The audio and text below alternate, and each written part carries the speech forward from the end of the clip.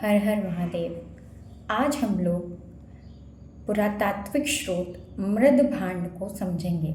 पिछली वीडियो में हम लोगों ने सिक्कों के बारे में समझा, पुरातात्विक स्रोत अभिलेख के बारे में समझा। अब हम लोग मृद भांड, जो कि इतिहास के सबसे प्रमुख ऐतिहासिक स्रोतों में माने जाते हैं, हम लोग उसके बारे में पढ़ेंगे। सबसे पहले ये जानते हैं कि मृद भांड क्या है। जी हाँ, उसके नाम में ही उसका अर्थ छुपा हुआ है। मृद यानी कि मृदा, मृदा का मतलब होता है मिट्टी, और भांड मतलब होता है बर्तन। जी हाँ, मिट्टी के बर्तन को मृद भांड कहा गया है, जो कि इतिहास में सबसे प्रमुख स्रोत के रूप में जाने जाते हैं। बहुत सी जगहों पर उत्खनन के द्वारा हमें ये प्राप्त हुए हैं। मृद भांड प्रागैतिहासिक काल से लेकर के ऐतिहासिक काल तक पाए गए हैं। मृद भांड मिट्टी के बर्तन होते थे जो कई रूपों और स्वरूपों में हमें प्राप्त हुए हैं, कई रंगों में प्राप्त हुए हैं, जिसमें घड़े हैं, प्लेटें हैं, पानी को संग्रहित करने वाले बर्तन हैं, भोजन को संग्रहित करने वाले बर्तन उत्खनन के द्वारा हमें प्राप्त हुए हैं। इनका इतिहास में क्या महत्व है, इसे अपन जानते हैं। मृद भांड का पुरातात्विक स्रोत में इतिहास में अपना अलग ही महत्व है। तत्कालिक समाज के लोगों के द्वारा ये उपयोग किए जाते थे। इन मृद भांड के द्वारा हम उस समय के लोगों की तकनीकी कुशलता के बारे में भी जान लेते हैं, और उनकी संस्कृति का प्रसार किस तरीके से हुआ, हम उसके बारे में भी जानकारी प्राप्त कर सकते हैं। ये बर्तन तात्कालिक समाज के जीवन का महत्वपूर्ण हिस्सा थे, जिनके अध्ययन से हम उस समय के मानव के जीवन के बारे में बहुत सी जानकारियाँ एकत्रित कर सकते हैं, जो हमारे इतिहास के अध्ययन में बहुत ही ज़्यादा महत्वपूर्ण है। मृद भांड जानकारी के स्रोत हैं। पुरातत्वविदों के लिए इतिहास में ये बहुत ही ज़्यादा महत्वपूर्ण है। पुरातत्वविद इससे ये पता लगाते हैं कि उस समय के लोग कैसे रहते थे, क्या खाते थे, और उनकी कला कितनी विकसित थी। अब हम लोग मृद भांड की विविधता के बारे में जानते हैं। मृद भांड कई तरीके से बनाए गए हैं। कुछ हाथ से मृद भांड बनाए गए हैं, कुछ चाक पर बनाए गए हैं, और कुछ मृद भांड, चित्रित मृद भांड हमें प्राप्त हुए हैं उत्खनन के द्वारा। अब हम लोग जानते हैं कि मृद भांड का कलात्मक और सांस्कृतिक महत्व क्या है। मृद भांड केवल उपयोग की वस्तु नहीं थे, वह उस समय की संस्कृति और कला के प्रतीक के रूप में थे। उस समय की कलात्मकता को वो दर्शाते हैं।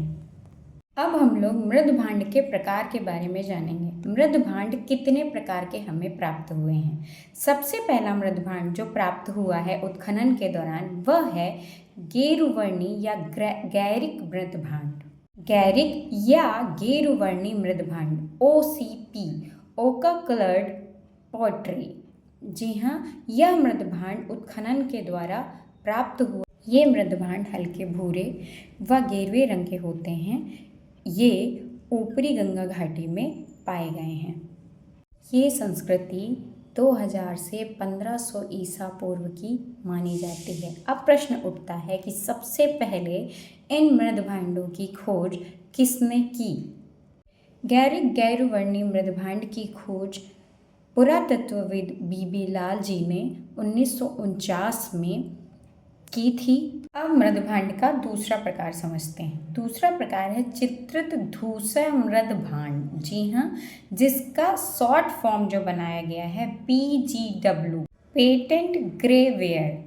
जी हाँ, इसको इसलिए कहा गया क्योंकि ये जो बर्तन होते थे, ये धूसर रंग यानी कि ग्रे कलर, ये ग्रे कलर के होते थे और काले रंग से उस पर चित्रकारी की जाती थी, इसलिए इसे चित्रित धूसर मृद भांड की श्रेणी में रखा गया है।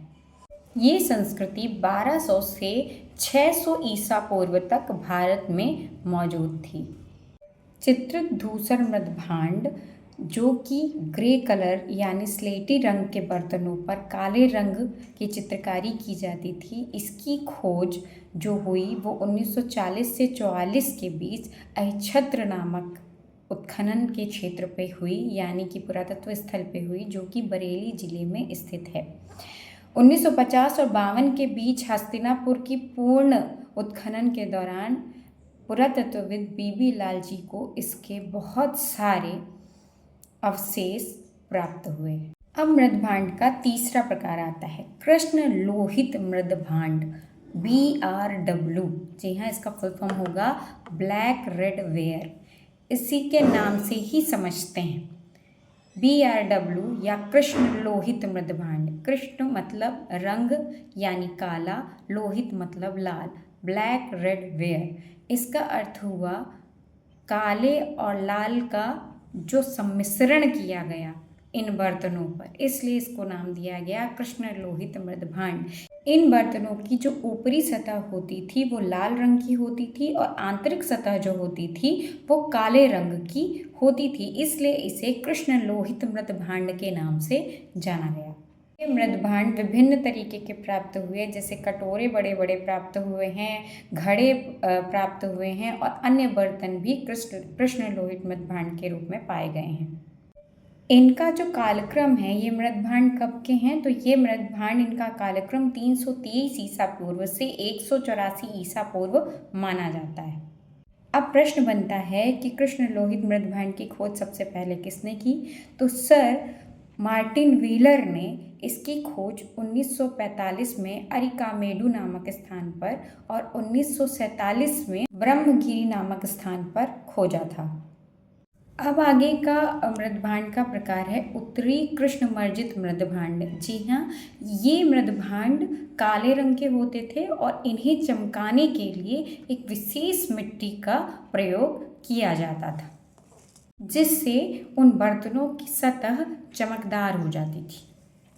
अब सबसे महत्वपूर्ण प्रश्न बनता है कि सबसे पहले इन बर्तनों का प्रमाण या मृदभांड का प्रमाण हमें कहाँ से प्राप्त होता है, यानी सबसे पहले ये कहाँ पाए गए। भारत में मिट्टी के बर्तनों का सबसे पहला प्रमाण मेहरगढ़ और सिंधु घाटी सभ्यता में हमें प्राप्त हुआ है, जो कि इस समय पर पाकिस्तान में है।